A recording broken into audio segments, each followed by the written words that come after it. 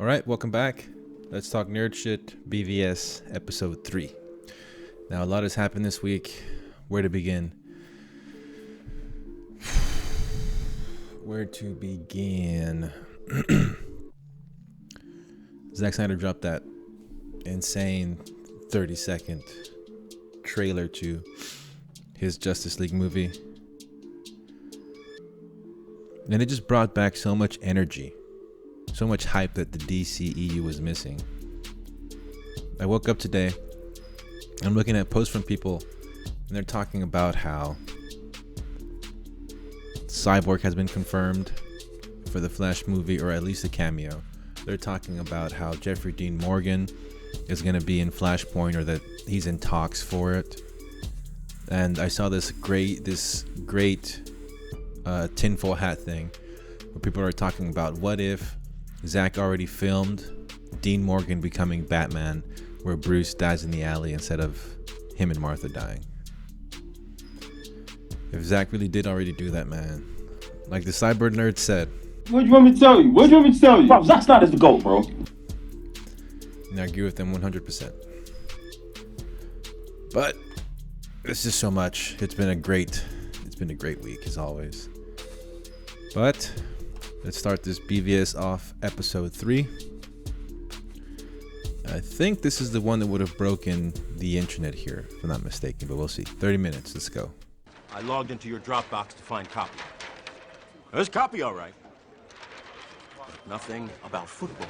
Nothing about friends of the Metropolis Library. Just the goddamn Gotham Bat thing I told you not to pursue. The police won't help. The press has to do the right thing. You don't get to decide what the right thing is. When the planet was founded, it stood for something, Perry. And so could you if it was 1938, but it's not 1938. WPA ain't hiring no more. Apples don't cost a nickel. Not in here, not out there. You drop this thing. Starts off with Clark Kent doing research on the Batman. Seeing this dude just got branded. That's where this episode starts.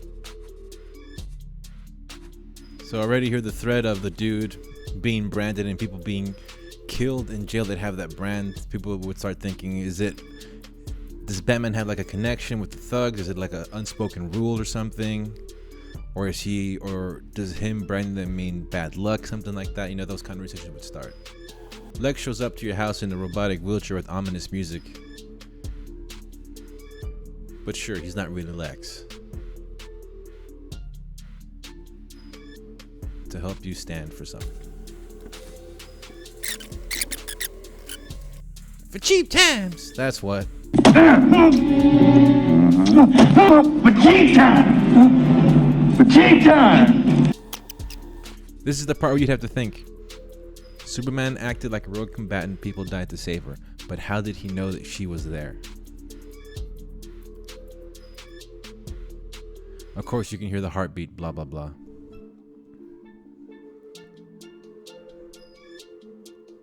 But she got granted, in the beginning of the first episode, she got granted a special interview. Superman gets the special invitation. Clark Kent gets a special invitation to Lex's shindig. Bruce Wayne gets invited to the same shindig. These are the threads, people. Not out there. There's a comic when Superman rejects his citizenship. I hear that Jon Stewart kind of hints at that. I'm telling you guys, if we did know that she was something I'd like to show you. Wonder Woman. Now, some scholars insist that it never happened, but I believe it's the action perfectly in keeping with a king who... She would just be this woman in the movie. Like, how does she know about him being Batman? Or at least the encryption that he was trying to do, or the information copying. Here we go. Connected status. Alright, we're about to go into the nightmare scene, and it's only about 6 minutes into the episode. 6, 7. go. See, this right here would have blown everyone's fucking mind.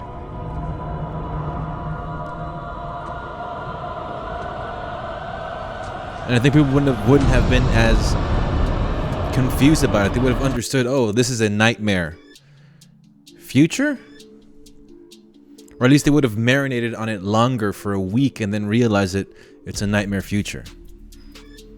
Because of the omega symbol. More people that wouldn't have known about it would have heard the conversations online, all the videos, and they would have got educated properly. By the proper fandom, not these collider but they ain't here no more. And he said that there's gonna be nightmare stuff in the new or in his Justice League. So this will give you the perfect example of how one episode is gonna have nightmare footage most likely. And people are gonna lose their minds over it. Because we don't know what that nightmare footage is gonna be. This was fucking crazy. All the parademons. Neck snap. Okay, that was punched, butted with the gun, kicked in the face, and then punched in the back of the head to knock him out. That's a beast of a Batman.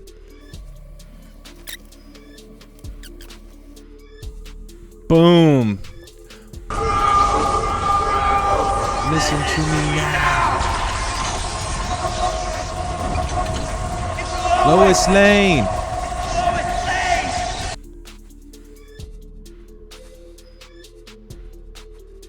I'm too soon.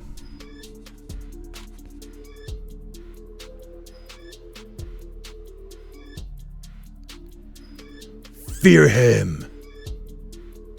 This was crazy in the theaters.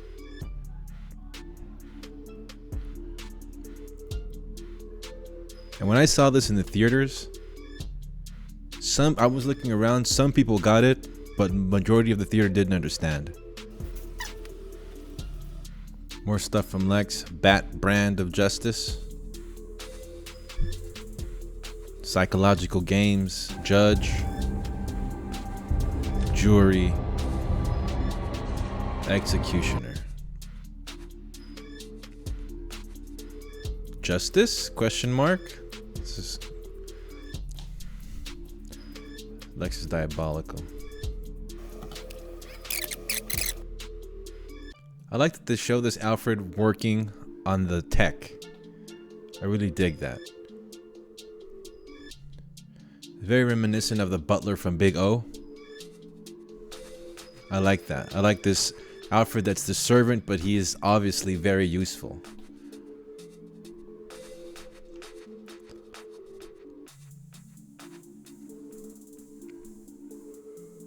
Just explains more of the stuff, you know. Because he has so much tech, you have to keep it going. Someone has to maintain it.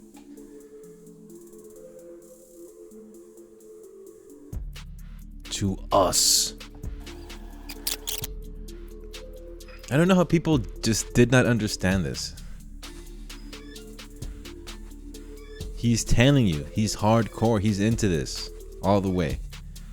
For like 2 years. All the other interpretations of Batman, they don't show him this driven, this focused, just like a laser beam.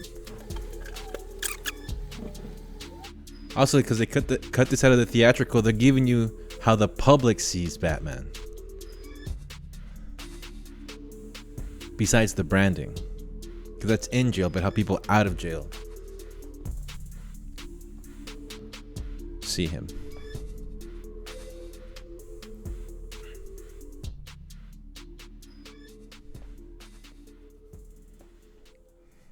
Here we go.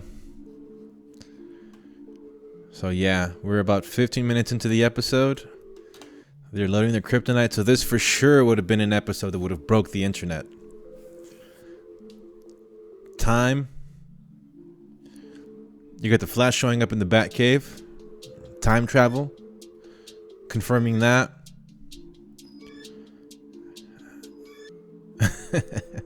And then the brutality of this Batman not giving a fuck. When I saw him dragging this car in the theaters, I was like, oh shit. Like, this dude is really brutal.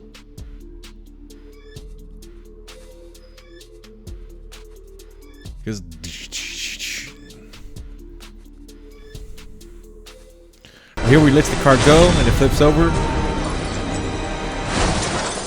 They aren't necessarily dead, but sure. I was thinking like, okay, maybe it could be calculated. But then right here with the minigun scene.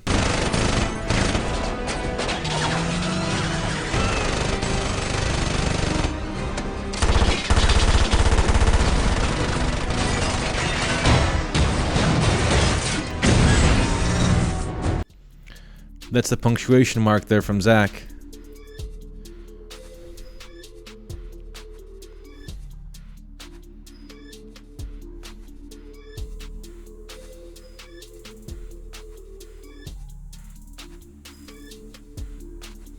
I love this RPG scene here, where they shoot it and he shoots the flares. KGB is looking for him. Right here, this guy takes a whole Batmobile to the face. It's one of my favorite scenes. It's just beautiful. Get out of here.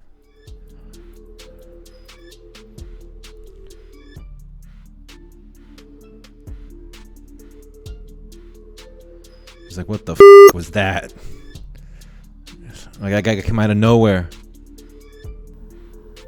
Look at the balls on this dude. Remind you, he saw him entering the atmosphere with chunks of satellite and not dying. He's asking him, do you bleed? So Lex gets the kryptonite seed, but right here we don't know that he actually wanted him to steal it. So here you got the girl that lied about Superman, the snitch, trying to get off the bus. She sees the dudes that are waiting for her.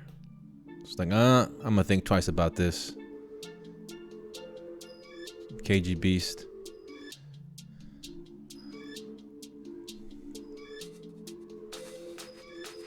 So I guess by this point, it might have pieced, like, okay. Like, what else does Lex have that's going on with this? There's something else that he's doing. And she gets to the senator right here. She tells her the truth.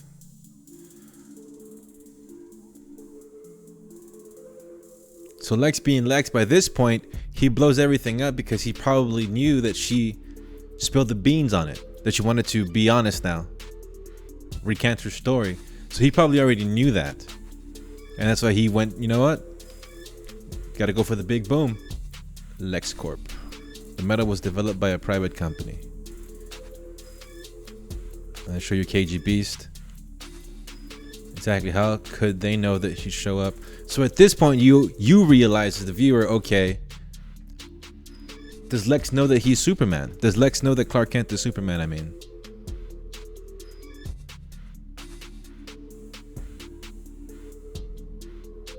Because the girl told the senator the truth about her allegations. So this is going to look good on Superman at the end, because he's going to show up, he's going to say his piece, and then she's going to say, oh, new evidence has come to light or whatever. This is going to happen, and it was going to clear his name. But Lex can't have that. So maybe there would have been some type of reconciliation between him and Wally.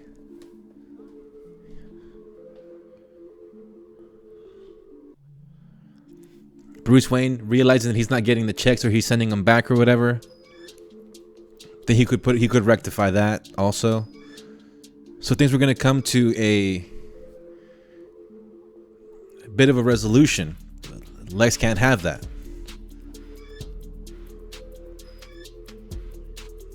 So this is another example of Lex outmaneuvering all of these people.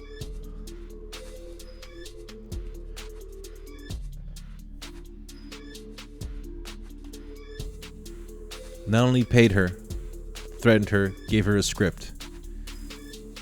Her parents are alive back home. He's been using the committee. He's been using the committee as his puppet theater. This dude has power over everyone. His influence runs deep.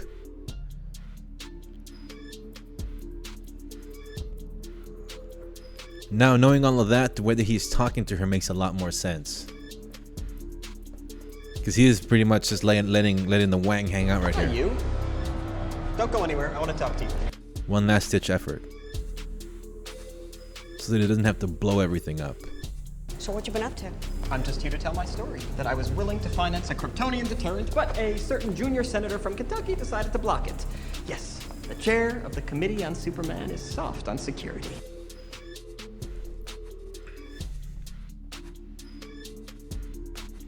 This would be an amazing episode because everything is coming to a head, then it explodes, and that's where it ends. It's amazing. So, welcome to part 2 of this video. Now, when I recorded the first part, it was so long ago. It was about was it 6 months ago? I think it was like 6 months ago when I did this first part. And I was taking this test drive, the idea for a test drive of Snyder's work in 1 hour chunks. Now, the first 2 videos are 30 minutes because it was, at the time, we didn't even know if it was going to be an hour or 30 minutes. It was still up in the air. So that's how long it's been. Fuck.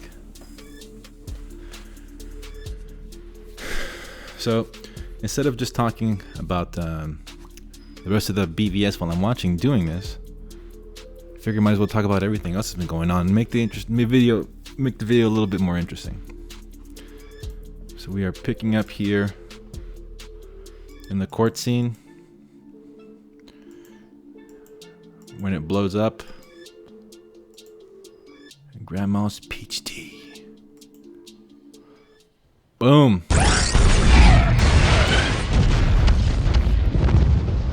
So,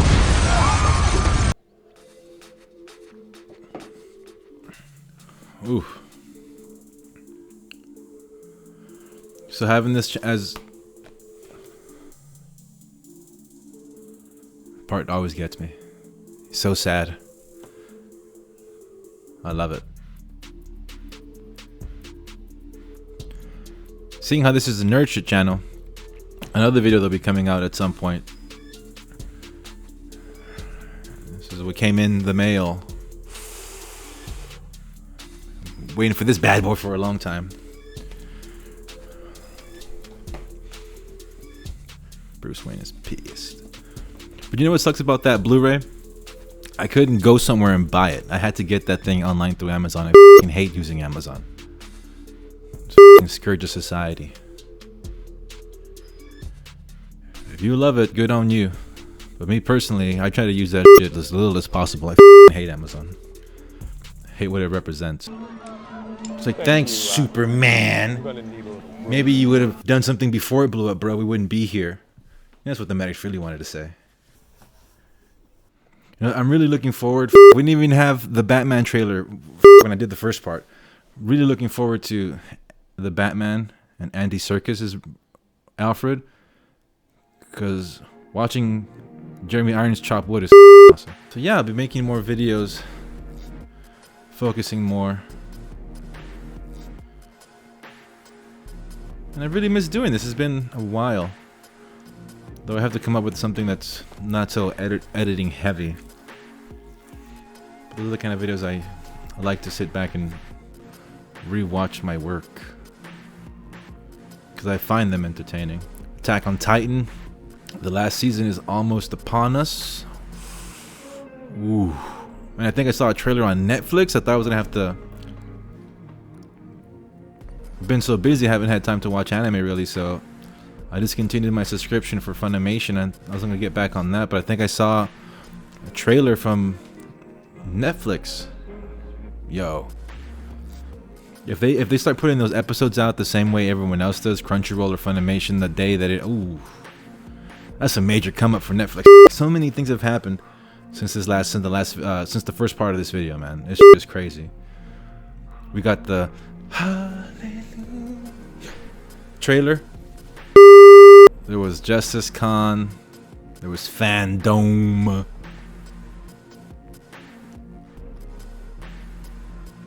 Yeah, there was that. All this conversation. All this time I've been living my life the way my father saw it. Right, world wrongs for Ghost. But as any BvS Snyder fan will tell you, man, this dude's work ages so well. And in the last 6 months, seeing the amount of turn. I mean, it was already happening when I made the other video, or the first part to this video, but seeing just the massive flip-flopping, well, not massive, but it's been a pretty good wave of people just changing the stance on this man's work. You know, Army of the Dead almost coming out, getting the prequel animation stuff, and other companies really showing that they want to be in the Zack Snyder business. Now, see, I always thought this was freaking clever, because I never would have figured this out. How did Lex know that that you had to put your hand into the goo? That's very Prometheus, like, where David gets the goo in his fingers and he does a symbol. But Lex, he knew he had to put his hands into the goo with the alien fingerprints. And I guess this speaks to kind of people's experiences where if you don't really tinker with stuff. But I always tell my kid, like, try when you presented with any kind of, you know, problem, obstacle, like, look at it, try to figure it out, and analyze how things work together. So this is basically what Lex did. He pieced all these pieces together, reverse engineering, if you will, just off of his intuition, trial and error. Brilliant.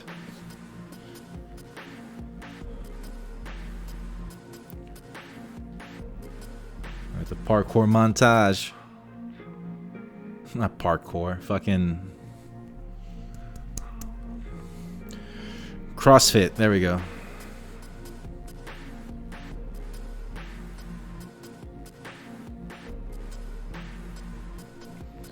Ooh, Ben is jacked. Now, if you follow Zach, you know that he has like his personal little gym. I wonder if any of that workout scene, if any of it was kind of set up to the way he has his own gym.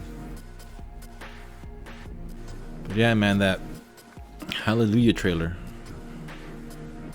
was freaking amazing. I was watching that shit all day. I remember I was actually working that morning doing deliveries, and then I came home at a certain time. Like, I cut my day short so I can come home and enjoy the end of it, the last bit of fandom. This is just so much to talk about. I'm just sitting here kind of, as I'm watching this movie, just trying to go through all the stuff. The little teaser of the unfinished Justice League theme that Hulkin played. That was a nice little intro. Not intro, a nice little peek. That was cool. And you can tell by the music it was very up, you know, very uplifting. Which I'm sure kind of throws some people off because it doesn't. It doesn't quite have the BvS vibes. It does have Man of Steel vibes. It's upbeat, but I can see how a lot of people who are hardcore into BvS are kind of like, Garza being one. And I watch everyone's stuff, but yeah, Garza being one of like, yo, this doesn't sound like what we've been used to hearing. It's like, yeah, because you've only been hearing BvS, which I believe is the darkest chapter of Snyder's arc. It's, of course, Batman. Very dark character. Makes perfect sense. I love these CNN segments, these little news segments. I love them. Because they show you what the world is about, what it's really about. Replace that burning Superman with Jesus and it'd be the same thing. You know what? When I first saw this movie, maybe like the first 2 times, I didn't really like the... I didn't really like the Lexus theme. Dun dun dun dun dun dun. I was kind of like, what's going on here? But like I said, this dude's age works amazingly. And now it's one of my favorite pieces. The violins in the background, how they screech. Beautiful. And a little boom, boom, boom, boom, boom. Which gives it like a very like broken, twisted feel. Lois just figured out that it was lined with lead. Homegirl from Sucker Punch just told her.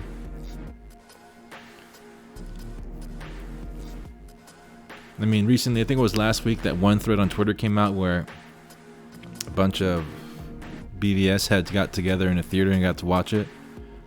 And homie posted a thread, and it's just people woo, going crazy throughout all of it. Now, I would love to do that, but I think that all of that screaming would have got annoying at some point. I'd be like, yeah, we all love it, but can we sit back and watch it? And that conversation right there.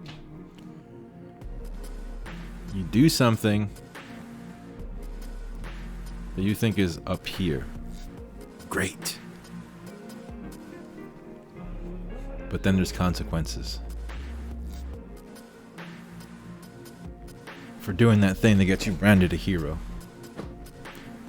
Kind of like, I don't know, what Nolan did with Batman at the end of Dark Knight. But yeah, it goes over people's heads.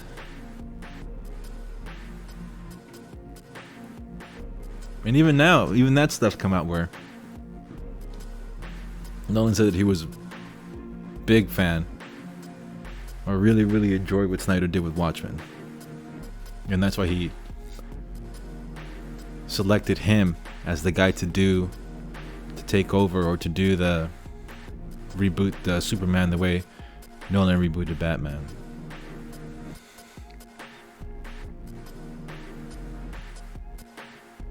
But what's great is that now, seeing with the passage of time, that eventually these things are going to be, they'll be out there, and they will be the general consensus of why Zack Snyder does these movies, why WB went with him, and all that other stuff. I mean, so much has happened. We're going to get that Joker in the nightmare scene. Now we finally know that there's not going to be the Ryan Reynolds cameo. And I watch everyone's stuff, but that whole little back and forth between Real in Motion dudes and Cultured Nerd, like, whatever. Like, let people do what they want to do. But I felt that it was starting to bleed into the shows, and that shit just took away from the show, because I'm here to see the fandom shit. I don't want to see people fucking, oh no, he said this? Well, his scoops are wrong. Listen to my scoops. So who gives a fuck, man? So I really enjoy the stuff that the 4 nerd dudes are doing. They are putting in work. Nerdy in Many Ways, Nicotina, Zebrafet, Zod Rider. These guys put in great work. But I mean, and that's the other thing that I left. Oh yes, the thing that I forgot. Well, right now they're kidnapping Martha. So there's not much really to talk about. Just KG Beast being a badass. But I had this idea months ago. Oh, that shot right there. Ooh, I fucking love this armored Batman. At some point, you know that shot when he's on the roof building, and on the building's roof, and it's raining. Dun, dun, dun.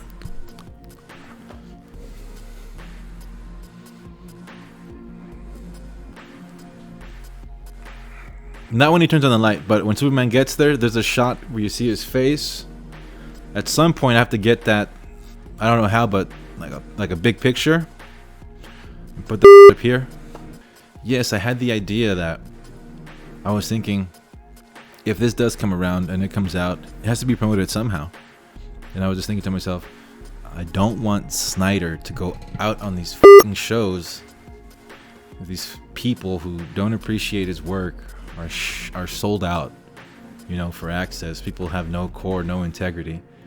I was in my head, I was thinking like, oh, I hope it doesn't go that way, but I was thinking 100% it's gonna go that way because that's the way the business goes. So in my head, I was thinking like, what's gonna be the point of that? Like, you need to go. So I thought, you need to go on the shows. Dun dun dun. Now Lois is getting kidnapped. You got to go on the shows where the fans are at, and the fans have come out, and I love that because, you know, this is what was missing in 2016. And like I said, there's so many shows now, and Zach has been, he did 2 interviews with Grace. He's been on the Real Anarchy one. He did the vodka stream. He did the stuff with the Amazons, the Nerd Queens. So,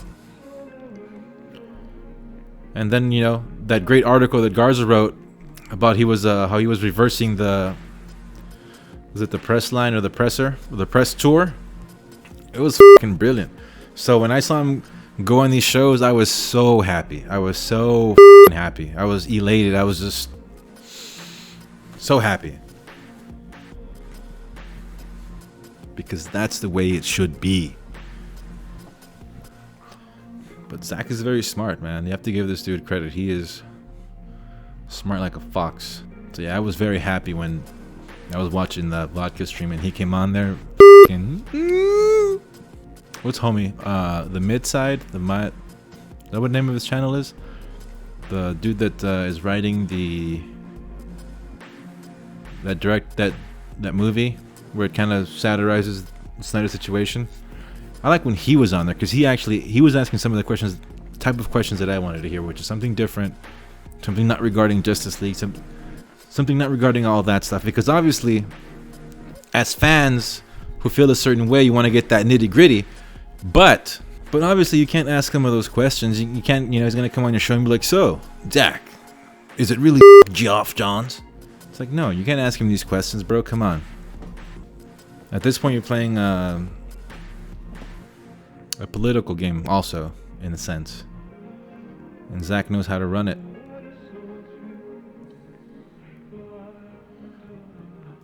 I love that shot when he catches her and he brings her down because it just shows the height, and then when he flies back up, the scale. Very well done. Boy, do we have problems. In this convo. So here we go. So episode 2, The problem of evil in the world. breaking it into our chunks, The problem of for me would end here at the end of this conversation where he says, "Mother of God," and he flies off. So I'm gonna see this, jump cut, and we'll talk some more. And I love that in this story that Lex already knows who he is. He knows who Bruce Wayne is. Also, listening to BvS by the minute, it's a sweet idea that everyone in Smallville knows that Clark is Superman. They just don't say it because, you know, life is big and there's more important things than ratting people out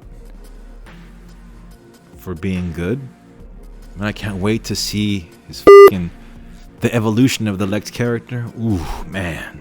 Wait. Look right here. Look in his face when he goes, son of, like, he is so happy with himself. Like at this point, he's revealed the dagger, and he's like, "I got you. It's already in you, homie. I got you." At this point, he's just flexing on him. He's just stunting. It shows the cards, the photos. Walks off. Flex. Light flex on you, Superman. Light flex. So right here where they show KGB and they show Martha, that would be, you know, the episode ending. This would be a great part to cut it. It's a very good cliffhanger because he's gonna put the clock down. Boom, an hour. And you can even go as far as to cut it where Clark is talking to Lois and he says, you know, no one stays good in this world. It's another great point to cut it. And then see right here, they show the ship. So it's like, oh, something is happening there for the next one. You know, you don't know what Lex is doing, but you know he did something. So that part's great. Then they cut to Diana getting out here, walking out of this restaurant. That's great. Like all these little pieces that set up for the next hour. And this is stuff that Colbert and Dice will be talking about on BvS by the minute. And even that, the way they break that down has also informed the way that I see this dude's work. Because some of the stuff I caught, But then, you know, them, it's just a brilliant idea. Them sitting there breaking the shit down minute by minute, just going deep into what happens in 1 minute. It's insane. Yeah, that's where it should end. It should end right there, where he tells Lois, no one stays good in this world. Or he has to die. Clark. No one stays good in this world.